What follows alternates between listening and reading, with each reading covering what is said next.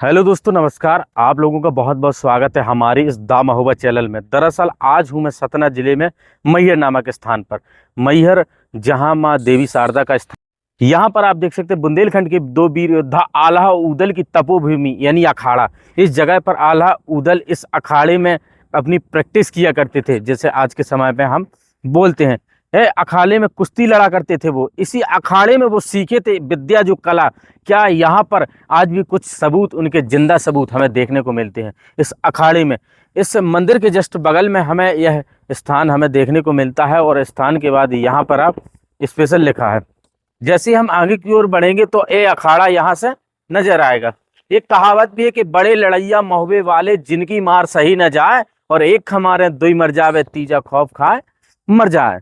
मरे के ने जिंदा लग्गा ऊपर लोथ लई लटका। उन्हीं दो वीर योद्धा आल्हा उदल दोनों भाई। ऐसा बताया जाता है कि आज भी इस अखाड़े में आते हैं। दोस्तों देखना दोस्तों, जैसे हम पहाड़ी के जस्ट निकट ए अखाड़ा हमें दिखाई देता है, तो देख सकते हैं इस अखाड़ा जो इस जगह पर एक तपोभूमि है, उन्होंने जहाँ पर तपस्या की, और जहाँ पर अपना कहते हैं एक विद्या कला सीखना किस प्रकार की, इनकी मैं पूरी कहानी आपको बताऊंगा। आखिर क्या कहानी, क्या इतिहास रहा आल्हा उदल का।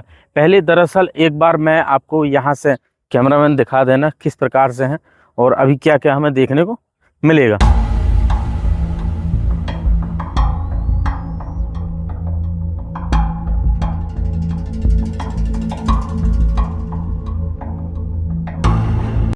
तो दोस्तों इस अखाड़े के अंदर हम आ चुके हैं। अखाड़े के यहाँ पर सबसे पहले हमें उस समय की सांग मिलेगी, यानी एक तीर जैसा होता था, बहुत बड़ी सांग जो लोहे की थी।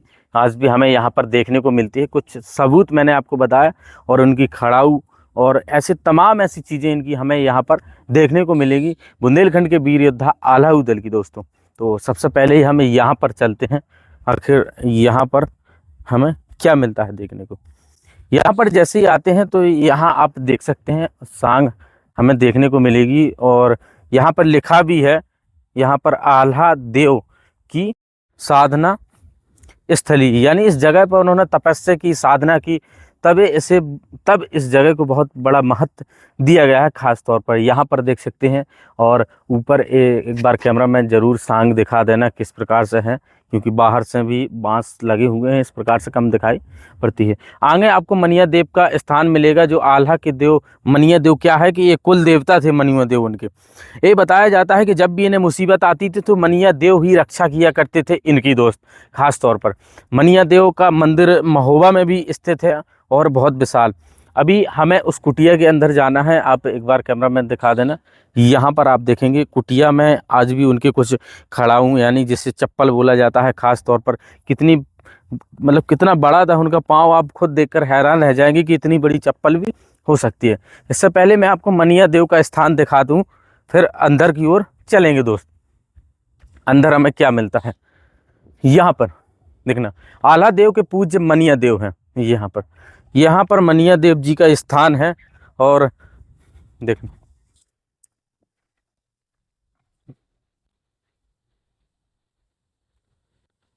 देखिए इस पहाड़ियों में, यानी चारों तरफ से पहाड़ है, पहाड़ के बीचों बीच आल्हा इस जगह पर रहे। और इनकी कहानी अगर इतिहास की बात करूं तो ऐसा बताया जाता है, जो इनके पिता थे वनवासी, यानी वन में रहा करते थे, तो शायद वो जगह यही है लगभग। इसी प्रकार से इनके कबीले थे, और बहुत अलग प्रकार से इतिहास इनका रहा, और बताया जाता है कि इसी जगह पे आल्हा रहे हैं, और रहने के बाद आज भी अमर है, और आज भी यहाँ पर भटकते हैं। मैहर में माँ देवी के यहाँ आज भी फूल चढ़ाने के लिए आते हैं, और ये मनिया देव जी हैं, उनके कुल देवता हैं। यहाँ पर उनका भी स्थान बना हुआ है। यहाँ पर आप देख सकते हैं कुछ इस प्रकार से देख सकते हैं। यहाँ पर आपको देखने को मिलेगा, यहाँ पर लोग छोटे छोटे पत्थर रख गए। इसका भी एक रीजन है, लोगों की आस्था रहती है, कोई मनोकामना रहती है, किसी को मकान बनाना है या और कुछ इस प्रकार से यहाँ पर ये हमें दृश्य देखने को मिलेगा। आप यहाँ पर खास तौर पर देख सकते हैं अलग प्रकार से। यहाँ भी कुछ खड़ाऊ चप्पल यानी हमें देखने को मिलती है, खड़ाऊ बोलते हैं हमें आज भी।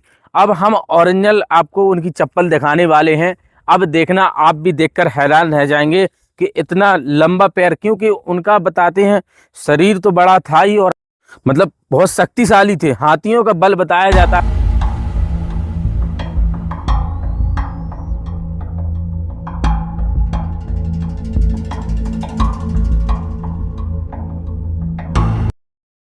मैंने दरअसल आपको सांग दिखा दी। यहाँ से मैक्सिमम 15 से 20 फुट ऊंचाई होगी सांग की, और यहाँ से कुछ इस प्रकार से जो उस समय गाड़ा करते थे, अपने हाथ में भी लेकर चला करते थे, ऐसा बताया जाता है।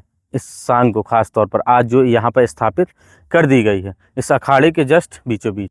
यहाँ पर इसके बाद जैसे हम आएंगे तो हमें अब कुटिया देखने को मिलेगी, जो यहाँ पर साधु जी रहते हैं और सेवा करते हैं उनकी यहाँ पर। तो अब हम उस पॉइंट पर आ चुके हैं जहाँ पर आल्हा बैठकर जो तपस्या किया करते थे। इस जगह को तपोभूमि इसीलिए उनको नाम दिया गया है, खास तौर पर तपोभूमि। और तपोभूमि में एक कुटिया देख सकते हैं, आज भी यहाँ साधु संत लोग रहते हैं, पूजा पाठ करते हैं, हवन भी करते हैं। और ऐसा ही बताया जाता है 25 मई को उनका जन्मदिन भी मनाया जाता है। तो यहाँ पर काफ़ी प्रोग्राम भी होते हैं अलग प्रकार से जो इनसे रिलेटेड हैं चीज़ें। तो यहाँ आने के बाद अब आप देखेंगे वीर आल्हा देख सकते हैं। यहाँ पर महोबा के आल्हा बताया जाता है कि यहाँ पर 12 वर्षों तक उन्होंने तपस्या की, और उन्हीं को यहाँ देख सकते हैं बगल में जो कसरत करने वाले, खास तौर पर मुग्धा भी बोला जाता है, अलग अलग नाम से इन्हें संबोधित किया जाता है, तो यहाँ पर देखने को मिलते हैं। इसके जस्ट नीचे यहाँ पर उनकी खड़ाऊ भी यहाँ पर देखने को मिलेगी। इन खड़ाऊ आखिर इनका साइज देखेंगे कम से कम 1.5 फीट के समथिंग देखने को हमें मिलती हैं। आप यहाँ पर एक बार नज़दीक से कैमरामैन दिखा देना किस प्रकार से, तो इससे एक अंदाज़ा लगाया जा सकता है। ऐसा बताया जाता था कि इन्हें हाथियों का बल था इनके अंदर, और माता शारदा जी का भी वरदान था, अमर होने का भी इन्हें वरदान है, ऐसा ही बताया जाता है। मैयर में मानता है कि आज भी यहाँ पर आल्हा आते हैं। आल्हा के बारे में अगर चर्चा करें तो बुंदेलखंड में ही नहीं पूरे विश्व में आल्हा को प्रतिशत बताया गया। आल्हा उदल 2 भाई थे, और ख़ास तौर पर ऐसा बताया गया इनके पिता दक्षराज और बक्सराज थे। इन्होंने आल्हा उदल ने अपने जीवन काल में बामुन लड़ाइयाँ लड़ी और बामुन लड़ाई बताते विजय हासिल की, यहाँ तक कि पृथ्वीराज चौहान जैसे वीर योद्धाओं को भी परास्त कर दिया। इनका साथ गुरु अमरा भी दिया करते थे, और माता तो साथ ही रहती थी इनके, कोई भी दिक्कत हो, और अमर होने का इनका वरदान था ही दोस्तों। तो यहाँ पर इस कुटिया में यहाँ पर देख सकते हैं, यहाँ पर आने से ही एक अलग आभास प्रकट होता है कि हम उस वीर योद्धा के स्थान पर है जहाँ पर उन्होंने तपस्या की। ये बुंदेलखंड के, और इनके साथ एक कहानी भी खास तौर पर जुड़ी हुई, क्योंकि महोबा से बताए जाते हैं, कहा जाता है कि बड़े लड़ैया महोबे वाले जिनकी मार सही ना जाए, और एक खमारे 2 मर जावे, तीजा खौफ खाए मर जाए, मरे के नीचे जिंदा लग गो ऊपर लोथ लई लटकाए। वही वीर योद्धा आल्हा उदल यहीं तपस्या की और यहीं पर रहे हैं। आप खुद सोचिए, और यहाँ पर उनकी कुछ चीज़ें हमें देखने को मिलती हैं। और यहाँ पर देख सकते हैं उनके, यानी इन्हें आल्हा देव कर कर यहाँ पर पुकारा जाता है खास तौर पर दोस्तों। और दीपक आप देख सकते हैं यहाँ पर जलता ही रहता है उनके पूजा पाठ में, और यहाँ पर आप खास तौर पर उन्हें देख ही सकते हैं। और तलवार, क्योंकि ये इसके बाद एक और स्थान बना हुआ है वहाँ पर भी, जो इनका आल्हा तालाब के नाम से जाना जाता है, जहाँ पर वो स्नान किया करते थे, करने के बाद यहाँ पर साधना किया करते थे, मंदिर में भी ऊपर जाया करते थे। और आज भी बताते हैं इन्हीं जंगलों में आल्हा गुम हो गए और भटकते हैं, अलग अलग कहानियाँ, अलग अलग मतभेद है, हालांकि खैर वो अलग चीज़ है। दरअसल मैंने आज को आपको आल्हा अखाड़ा दिखाया किस प्रकार से हैं और कैसा यहाँ पर देखने में लगता है। तो बहुत बहुत धन्यवाद दोस्तों।